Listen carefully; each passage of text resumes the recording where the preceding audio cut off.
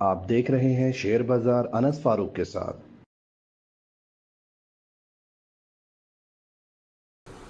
अस्सलामुअलैकुम। 8 जून 2023 मार्केट का सेशन ख़त्म हो चुका है और मैं अनस फारूक एक बार फिर आपके साथ हाजिर हूँ। दोस्तों, मार्केट का सेशन इख्तिताम पजीर हुआ और जैसे कि आपको मालूम है कि मार्केट आज 456 पॉइंट नेगेटिव क्लोज हुई। तो ये खूनी खेल आखिर मार्केट के अंदर आज क्यों हुआ? बड़े बेहतरीन वॉल्यूम आ रहे थे पिछले दिनों से, ये तमाम तर क्यों हुई ये चीज़ें? अगर इसका जवाब आप ढूंढ रहे हैं तो वो हम आपको पहले ही दे चुके थे कल की वीडियो में और आज सुबह, कि ये चीज़ हो सकती है, पॉसिबिलिटीज़ हैं। We are extremely close to budget. Budget जो है 956 अरब रुपए का खसारा पूरा करेगा पाकिस्तान का। कैसे पूरा करेगा? कहाँ से लाएंगे ये पैसे? किधर से टैक्सेस हैं? कहाँ पे इतना बिजनेस रेवेन्यू आ रहा है?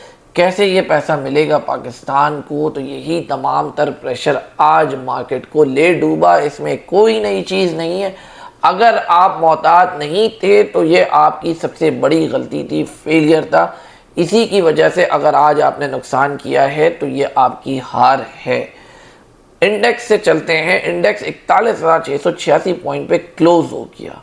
44,000, 45,000, 43,000 की मार्केट के अंदर आवाज़ें लग रही थी, तेज़ी लग रही थी।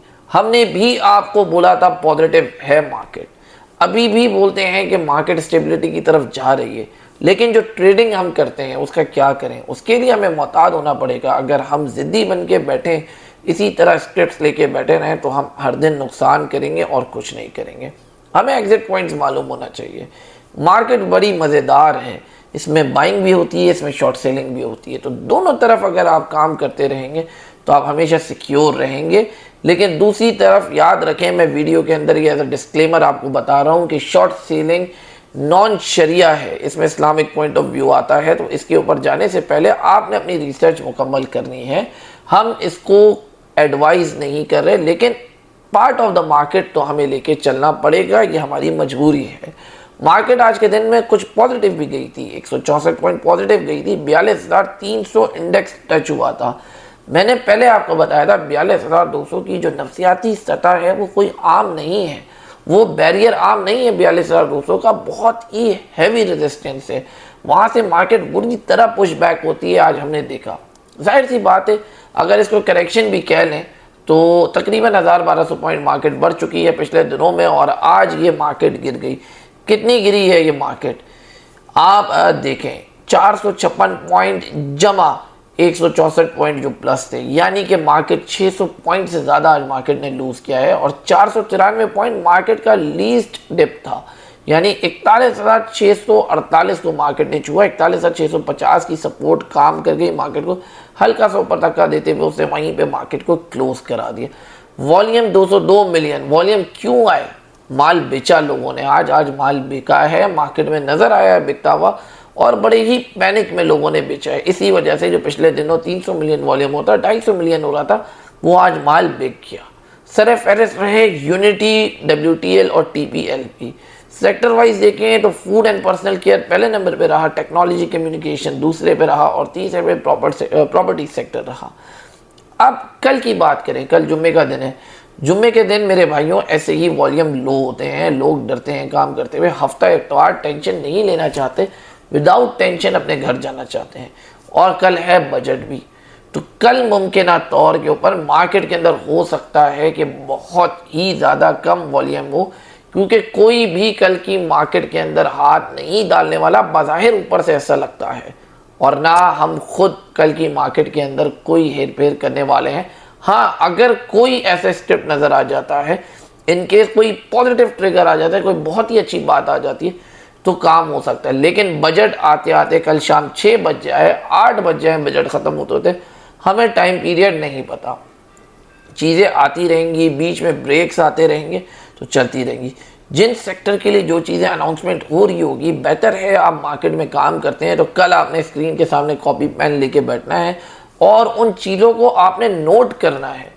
आप इस गलत फहमी में ना रहिएगा कि किसी भी रिसर्च कंपनी की आप रिपोर्ट उठा लेंगे, वहाँ से आप पॉइंट उठा के करेंगे। नहीं, अपने कानों से सुने और ख़ुद अपने हाथों से लिखें, इसलिए आपको पता चलेगा।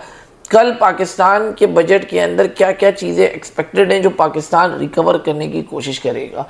956 अरब रुपए एनुअली हम खसारा कर रहे हैं 5 सेक्टर से। ये IPSOS की रिपोर्ट है आज की। इसके अंदर पहला सेक्टर जो है वो रियल एस्टेट है, दूसरा टोबैको है, तीसरा टायर एंड ऑटोज है, चौथा फार्मास्यूटिकल है और पांचवा टी है यानी कि चाय। एनुअल टैक्स इवेजन यानी कि टैक्स की चोरी हो रही है इन सेक्टर्स के अंदर। अगर चोरी की बात करूं तो कोई छोटी नहीं है, 500 बिलियन पाकिस्तानी रुपए जो चोरी हो रहे हैं वो सिर्फ प्रॉपर्टी टैक्सेस में हो रहे हैं।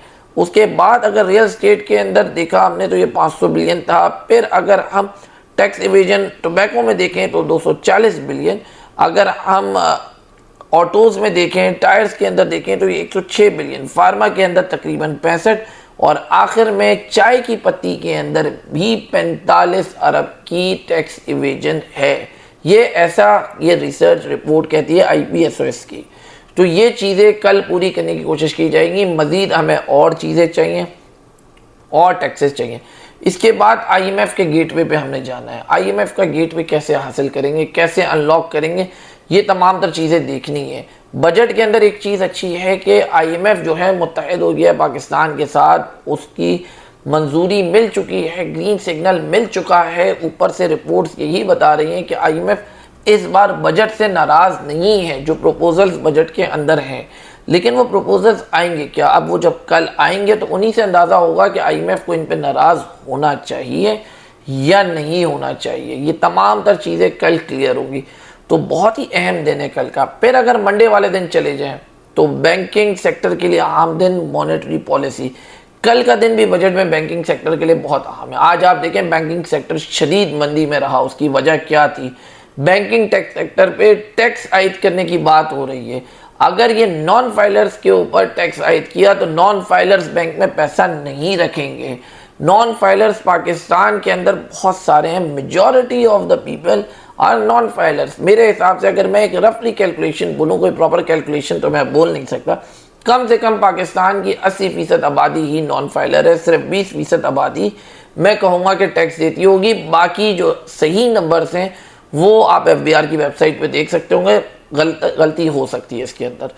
तो ये चीज़ है। अब ये टैक्स के अंदर जब ये चीज़ें रुकेंगी, टैक्स बढ़ेंगे तो आवाम अपना पैसा बैंकों में रखना छोड़ देगी, जिसकी वजह से बैंक्स को खसारा होगा, डिपॉजिट्स नहीं होंगे, आगे बैंक इन्वेस्टमेंट और रिटर्न नहीं ले पाएगा, तो बहुत सारी मुश्किलात आएंगी। शरह सूद बढ़ जाएगी तो वहाँ पे भी अब वो देखना है, अगर बढ़ जाती है मॉनेटरी पॉलिसी में। लेकिन इस बार एक्सपेक्टेड ये है, तमाम माहिरीन ये कह रहे हैं कि शरह सूद इस बार नहीं बढ़ेगी, अनचेंज रहेगी। फिर भी इसका हतमी फैसला हमें 12 जून 2023 पीर के दिन देखने के लिए मिलेगा। तो अब जो हमारे लिए अगले 4 दिन हैं ये बहुत ज़्यादा अहम है। कल बजट, 2 दिन बीच के अंदर फिर उसके तबसरे आते रहेंगे, सारे तज्ज़ियाकारों के नज़रिए देखेंगे हम। फिर उसके बाद मंडे का दिन मॉनेटरी पॉलिसी डिसाइडर डे होगा और ट्यूसडे से समझें कि हमारी ट्रेड्स दोबारा से नॉर्मल होना शुरू होंगी।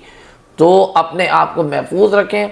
स्टॉप लॉस इसीलिए मैं कहता था कि बहुत ही ज़्यादा अहम चीज़ है। अगर आज आपने नुकसान किया तो आप अपने आप से पूछें कि आपने स्टॉप लॉस क्यों नहीं लगाई थी, आपने क्यों ज़िद करी आज मार्केट के साथ, और उस ज़िद की वजह से आपको आज के दिन में नुकसान उठाना पड़ा है। तो यही था आज की वीडियो के लिए। अगर आप हमारे साथ अकाउंट ओपनिंग करना चाहते हैं और चाहते हैं कि हमारे साथ मिल के आप सही फैसले लेना शुरू करें तो आज ही हमारे साथ अकाउंट ओपनिंग कीजिए। 0317299591 स्क्रीन पे भी आपके सामने नज़र आ रहा है। हमसे रब्ता करें, अपने अकाउंट ओपनिंग की शुरुआत करें हमारे साथ और मिलजुल के एक बेहतर मशवरे के साथ चलेंगे। आगे आप हमारी रिसर्च टीम के साथ भी आप चलेंगे, तमाम तर चीज़ें आपको मिलेंगी इंशाल्लाह।